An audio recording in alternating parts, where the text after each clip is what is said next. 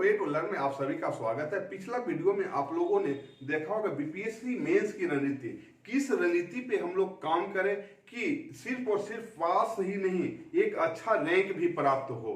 तो बीपीएससी हम जैसा कि आप लोगों को बतलाए थे कि लगभग 80 दिन का आप लोग को समय है और 80 दिन में ही सभी सब्जेक्ट भी पढ़ना है। आपको जीएस हो गया और ऑप्शनल सब्जेक्ट हो गया। तो जीएस में भी किस तरह से आप लोग अपना अपना टाइम बांटे कि लास्ट समय में रिवीजन का भी टाइम आप लोग के पास बच जाए। तो आप लोगों के सामने मैं आज जीएस पेपर 1 के इतिहास के बारे में चर्चा करूंगा। इतिहास में भी आप लोगों ने देखा होगा कि जो भी प्रीवियस ईयर का क्वेश्चन है, प्रीवियस ईयर में से के क्वेश्चन से ही लगभग घुमा फिरा कर क्वेश्चन पूछा जाता है। पिछले साल भी जितना मैं इतिहास में गेस किया था उसी में से 3 या 4 क्वेश्चन उसी में से पूछे गए थे।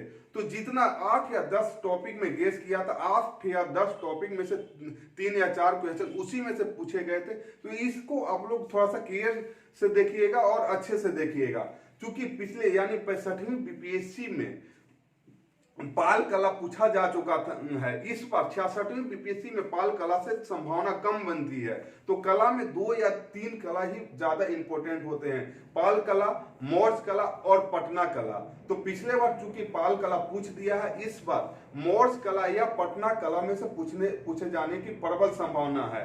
ठीक है, तो हम लोग आज चलेंगे पटना कला। पटना कला के बारे में हम लोग चर्चा करेंगे। पटना कला की भूमिका क्या है, पटना कला की विशेषताएं क्या है, पटना कला के पतन का क्या कारण रहा था और इसकी समीक्षा या लास्ट में हम लोग निष्कर्ष निकालेंगे। तो आइए हम लोग देखते हैं पटना कला या पटना कला।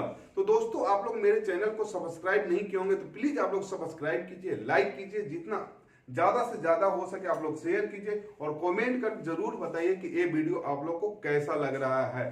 ठीक है, तो हम लोग चलते हैं भूमिका। सबसे पहले तो कोई क्वेश्चन का भूमिका सबसे ज्यादा प्रभावशाली होता है। एक तरह से हम कम कह सकते हैं किसी भी क्वेश्चन के आंसर का आईना भूमिका ही होता है। भूमिका किस तरह से हम लिखें कि पूरे आंसर का निचोड़ वहां पे हो जाए और उसी से पूरे क्वेश्चन आंसर झलके आपका कि कैसा और अंदर आंसर में क्या ये बच्चा लिखने वाला है। ठीक है, तो सबसे पहले तो हम लोग देखेंगे बिहार की धरती, कला और संस्कृति की, जो भी कला और संस्कृति की एक धरोहर प्राचीन काल से ही रही है। ठीक है, पटना कला का जो विकास हुआ, विकास 18वीं सदी के मध्य से 20वीं शताब्दी के पूर्वार्ध तक इसे माना जाता है। तो ये भी एक इंपॉर्टेंट है। पटना से जो कला 18वीं सदी के मध्य से 20वीं शताब्दी के पूर्वार्ध तक माना जाता है। आप उस समय देखे होंगे कि मुगल काल का पतन हो रहा था और ब्रिटिश राज का उदय हो रहा था। तो पटना कला पे चूंकि मुगल काल का भी प्रभाव दिखता है और ब्रिटिश काल का भी प्रभाव दिखता है, क्योंकि पटना कलम जो था मुगल काल का विघटन के फलस्वरूप आर्थिक स्थिति दयनीय हो गई कलाकारों की, और आर्थिक स्थिति दयनीय के कारण कलाकार जो हो गए क्षेत्रीय स्तर पर फैल गए, और वही क्षेत्रीय स्तर पर फैल गए तो मुगल काल का भी प्रभाव देखा जा सकता है। और चूंकि ब्रिटिश राज उस समय आया ही था तो ब्रिटिश राज का भी उस समय प्रभाव उस पर देखा जा सकता है। ठीक है, मुगल साम्राज्य के पतन के बाद उत्पन्न परिस्थितियों से ये उत्पन्न हुआ था। पटना कला मुख्य रूप से पटना और पूर्णिया में इसका विस्तार देखा जा सकता है। ठीक है, यह शैली जो हुआ ये इसका जो शैली एक अपने स्थानीय जो विशेषताएं हैं, इसकी शैली की एक विशेषताएं और विशिष्ट बनाती है स्थानीय शैली और परंपरा ही। ठीक है, तो ये एक प्रभावकारी भूमिका हो गया। अब हम लोग देखते हैं पटना चित्रकला की या पटना कलम की क्या क्या विशेषताएं हो सकती है। विशेषताएं पर हम लोग चर्चा करेंगे। सबसे पहला तो विशेषताएं है, यह चित्रकला का क्षेत्रीय रूप है। चित्रकला का क्षेत्रीय रूप है पटना का, जो बिना राजाश्रय के फली फूली, मुगल काल से राजाश्रय मिली नहीं, बिना राजाश्रय के फली फूली। इस कला के संरक्षक और खरीदार उस समय के 9 धनाढ्य लोग माने जाते हैं। ठीक है, दूसरा हम देख सकते हैं लघु चित्रों की श्रेणी में ये आता है। लघु चित्रों की श्रेणी में इन्हें अधिकांश कागज और हाथी दांत पे ही बनाया जाता है। ठीक है, पटना के समान जनजीवन का चित्रांकन इसमें किया गया है। जो पटना कला है इस पे पटना के समान जनजीवन का चित्रांकन किया गया है। जो शैली की एक महत्वपूर्ण विशेषता, इसमें परंपरागत भारतीय जीवन शैली की अभिव्यक्ति हुई है। ठीक है, पक्षी चिड़ियों का इसमें चित्रण किया गया है। सबसे ज्यादा इंपॉर्टेंट है इसमें पक्षी और चिड़ियों का। इसमें बारीकी रूप से पक्षी और चिड़ियों का इसका पंख, इसके हर एक अंग का पक्षी और जो भी पक्षी और चिड़ियों का चित्रण इसमें किया गया है। ठीक है, कलाकारों की दबी हुई कल्पनाएं इसमें विकसित हुई है। कलाकारों की दबी हुई इसमें कलाकारें इसमें विकसित हुई है। ठीक है, लास्ट में देखिएगा फिर पृष्ठभूमि या अग्रभूमि का इसमें कम प्रयोग किया जाता था।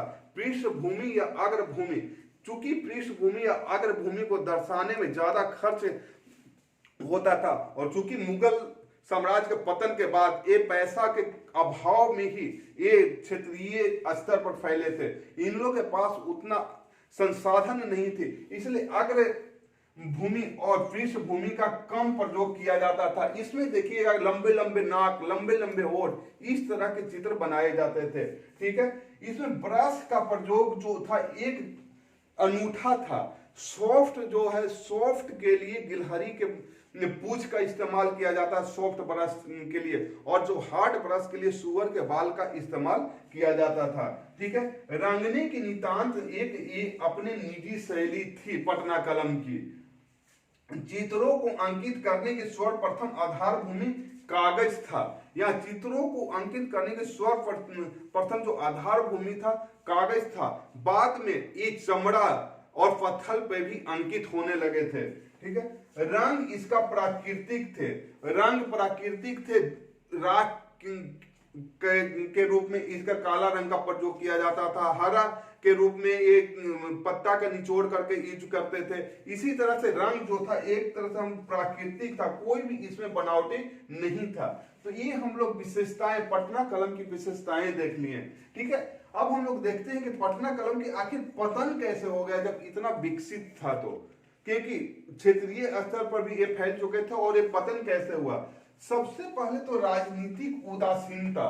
राजनीतिक उदासीनता आप देख सकते हैं, मुगल साम्राज्य का जो पतन हुआ, पतन में राजा के द्वारा प्रश्रय नहीं मिला और क्षेत्रीय स्तर पर ये फैल गए। क्षेत्रीय स्तर पर फैलने के बावजूद भी पटना कलम का आप देख रहे होंगे, पटना कलम का जो खरीदार थे वो 9 ढनाढ़ ही थे, और 9 ढनाढ़ से ज्यादा कोई इनको प्रश्रय नहीं मिला।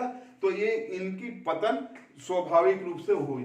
कैमरा का आविष्कार 18वीं सदी जब ब्रिटिश आए तो उस समय कैमरा का भी आविष्कार हो गया, जिसके कारण जो हाथ से बनाया हुआ या जो प्राकृतिक रूप से इनका कलाकारों की खर्च अधिक पड़ जाता था। खर्च अधिक पड़ जाने के कारण उतना दाम ये मिल नहीं पाता था इनको, और कैमरा का आविष्कार होने से क्या हुआ कि अच्छे अच्छे चित्र भी उभरने लगे, जिसके कारण इसका पतन देखा जा सकता है। प्रिंटिंग प्रेस का आविष्कार इसी समय हुआ, जिसके कारण इनका पतन हुआ।